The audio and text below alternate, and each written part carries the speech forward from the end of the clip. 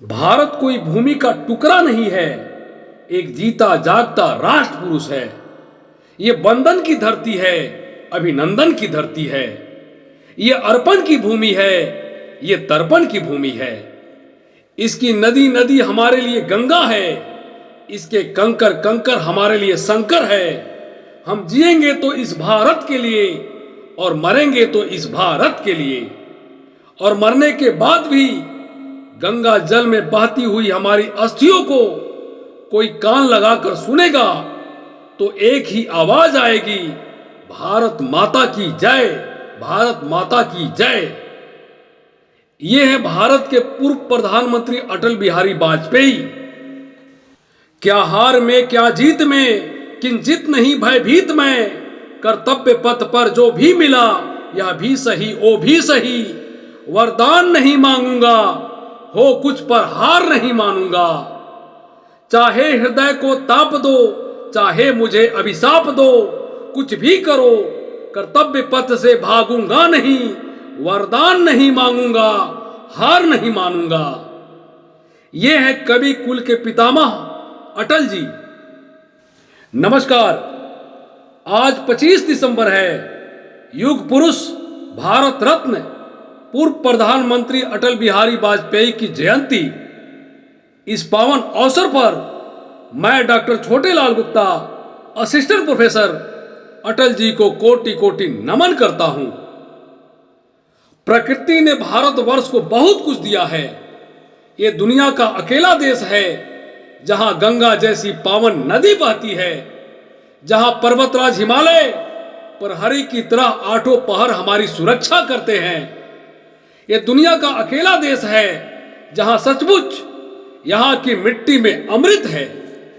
इतिहास कहता है कि समुद्र मंथन से निकला हुआ अमृत 4 जगहों पर छलक पड़ा था। वो चारों नगर हरिद्वार, प्रयाग, नासिक और उज्जैन इसी भारत भूमि पर है। कई उपहार दिए हैं हमें प्रकृति ने, लेकिन एक उपहार जो सबसे भारी है, ये अकेला देश है जिसके पास अटल बिहारी है। था नहीं, क्योंकि युग पुरुषों के बारे में कभी भूतकाल में बात नहीं करते। ये उनके अवतरण का अपमान है। अटल बिहारी हैं, उस दिन नहीं रहेंगे जब भगवान सूर्य पूरब से उगना और पश्चिम में अस्त होना छोड़ देंगे। तब तक इस भारत भूमि के कण कण में अटल हैं और अटल रहेंगे।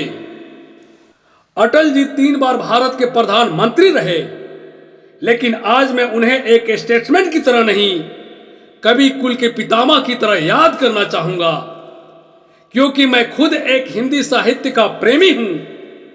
अटल जी की कविताओं को आलोचक किसी भी कसौटी पर कसें, परखें, मेरी कसौटी सिर्फ एक ही है, कवि ने जो लिखा क्या उसके जीवन में भी वो दिखा। साहित्य के मापदंड पर कवि वही है जिसमें मानवता हो, इंसानियत हो, न्याय और सच्चाई हो। और इस मापदंड पर अटल बिहारी वाजपेयी से ज्यादा सच्चा कवि ढूंढना असंभव है। अटल ने जो शब्दों में अंकित किया वही जिया। राजनीति में होने की बहुत बड़ी शर्त है अवसरवादी होना, झूठ बोलना, वो बोलना जो सबको प्रिय लगे। लेकिन अटल जी पहले कवि थे, फिर कुछ और, इसलिए उन्होंने कभी घुमा फिराकर बातें नहीं की। अपने व्यक्तित्व के बारे में उनकी घोषणाएं अटल रही। तभी तो विपक्ष में होने के बाद भी उस समय की प्रधानमंत्री इंदिरा गांधी को दुर्गा का अवतार कहा था और उन्हें भारत के लिए वरदान माना था। एक बेहतरीन कवि, प्रवक्ता न सिर्फ अपने पार्टी में मशहूर थे, बल्कि जो विरोधी पार्टियां हैं उसमें भी उतनी ही पैठ थी अटल बिहारी वाजपेयी की, और आज भी उतनी ही तारीफ होती है। इसलिए वे राजनीति के अजात शत्रु कहे जाते हैं। सिंह गर्जना करते हुए धाकर सी आवाज, ऊर्जा से लबरेज एक एक लफ्ज, और कविता का धारा प्रवाह पाठ करने वाले हिंदुस्तान के सियासत के पितामह अटल बिहारी वाजपेयी संसद में हो या कविता के मंच पर जब वे बोलते थे तो लोग सिर्फ सुनते थे। वे कर्म से नेता और दिल से कवि थे। ऐसा कहा जाता है कि people with the good sense of humour have a better sense of life. इस कोट को 100% किसी पर फिट बैठाया जा सकता है तो वे है अटल बिहारी वाजपेयी। कितनी भी कड़वी बात कोई बोल दे, वे जल्दी नाराज नहीं होते थे और चुप भी नहीं रहते थे। ऐसा जवाब देते कि सामने वाला पानी पानी हो जाता। एक किस्सा है, तारीख 16 मार्च 1999। अटल जी भारत के प्रधानमंत्री थे। उन्होंने भारत और पाकिस्तान के रिश्ते सुधारने के लिए बस सेवाएं शुरू की। अटल जी खुद बस में सवार होकर अमृतसर से लाहौर गए।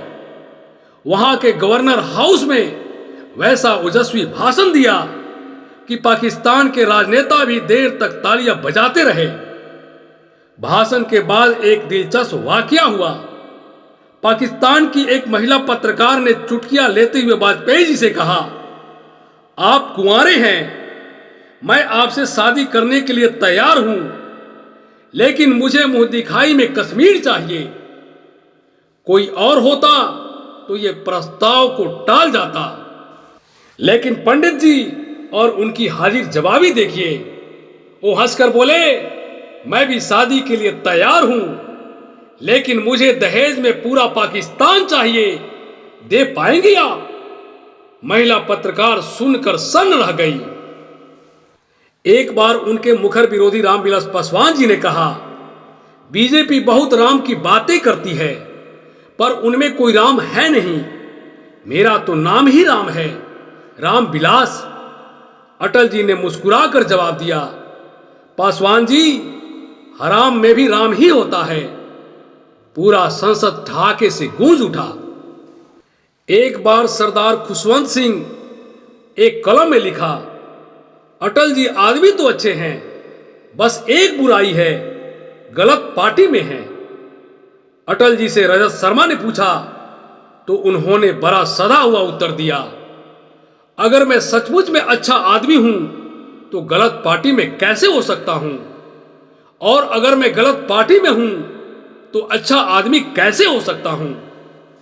अगर फल अच्छा है तो पेड़ खराब नहीं हो सकता, और अगर पेड़ खराब है तो फल अच्छा नहीं हो सकता। ऐसी थी अटल जी की हाजिर जवाबी। वाजपेयी जी के व्यक्तित्व की विशेषता थी, जिससे भी वे मिलते वह समझ बैठता कि वाजपेयी जी हम ही से सबसे ज्यादा स्नेह रखते हैं, लेकिन वे स्नेह सबसे बराबर रखते थे। ऐसी थी हिमालय जैसे विशाल व्यक्तित्व की महानता।